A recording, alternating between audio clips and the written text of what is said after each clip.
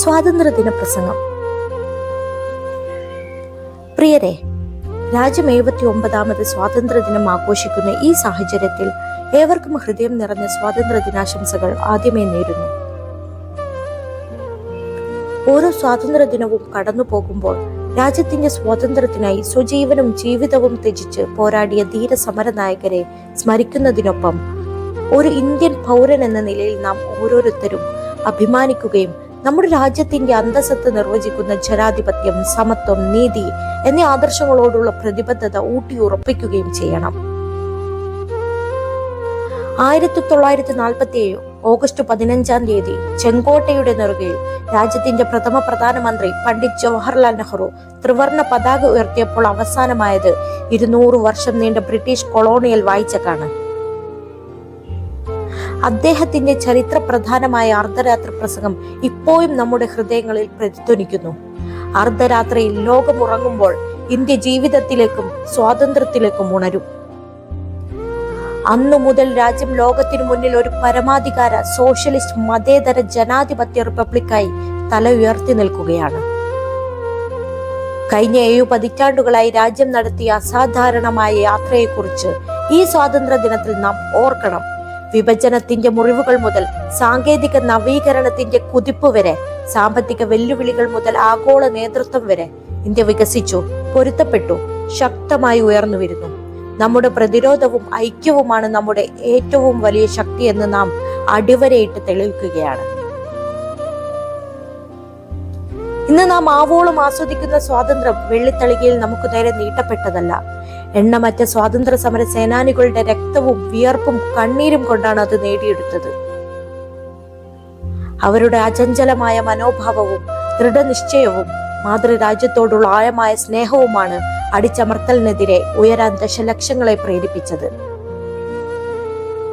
1857 കലാപകാലത്ത് British സൈന്യത്തിനെതിരെ അതിശക്തമായി പോരാടിയ റാണി ലക്ഷ്മിബായിയുടെ വീര്യം, രാജ്യസ്നേഹത്തിനു വേണ്ടി പുഞ്ചിരിയോടെ തൂക്കുമരത്തെ നേരിട്ട ഭഗത് സിംഗ്, രാജ്ഗുരു, സുഖ്ദേവ് എന്നിവരുടെ ത്യാഗം, അഹിംസയുടെയും നിയമലംഘനത്തിന്റെയും തത്വചിന്ത നമ്മുടെ സ്വാതന്ത്ര്യ സമരത്തിന്റെ ആണിക്കല്ലാക്കി മാറ്റിയ നമ്മുടെ രാഷ്ട്രപിതാവായ മഹാത്മാഗാന്ധിയുടെ അർപ്പണം, സൂര്യൻ അസ്തമിക്കാത്ത ബ്രിട്ടീഷ് സാമ്രാജ്യത്തെ വിറപ്പിച്ച സുഭാഷ് ചന്ദ്രബോസിന്റെയും ചന്ദ്രശേഖർ ആസാദിന്റെയും മനോധൈര്യം തുടങ്ങി ചെറുതും വലുതും അറിയപ്പെടുന്നവരും അറിയപ്പെടാത്തവരുമായ ഒരു പറ്റം രാജ്യസ്നേഹികളായ മനുഷ്യർ നമുക്കായി നേടിത്തന്നതാണ് ഈ സ്വാതന്ത്ര്യം.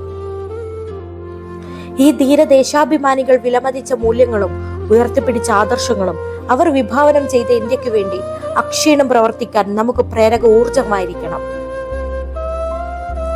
ബ്രിട്ടീഷ് അധീനതയിലെ ഒരു കൊളോണിയൽ രാജ്യം എന്ന നിലയിൽ നിന്ന് ഇന്ത്യ ഇന്ന് എത്തി നിൽക്കുന്നത് ഒരു കാലത്ത് സ്വപ്നം പോലും കാണാൻ കഴിയാതിരുന്നത്ര ഉയരങ്ങളിലാണ്.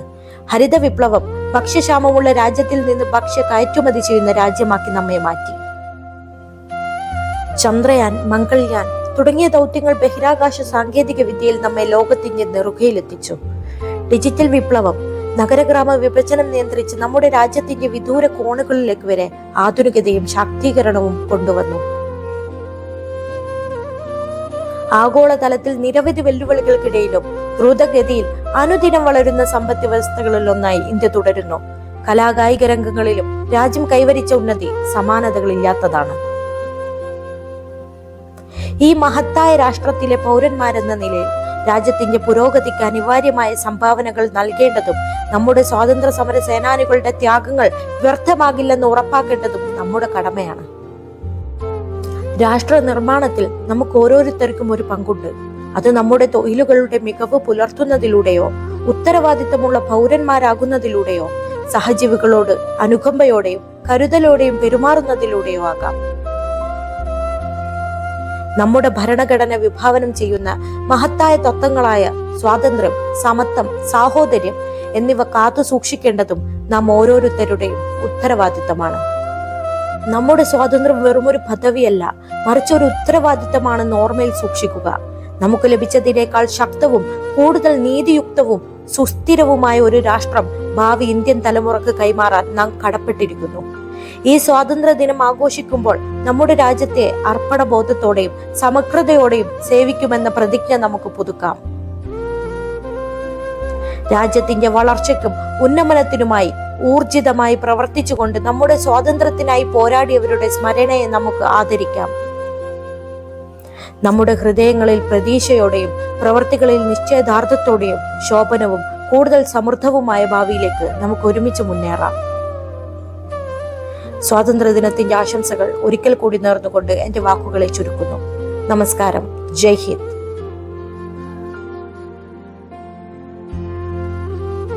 ഇതുപോലെയുള്ള കൂടുതൽ അറിവിലേക്ക് വേണ്ടി ചാനൽ സബ്സ്ക്രൈബ് ചെയ്യുക.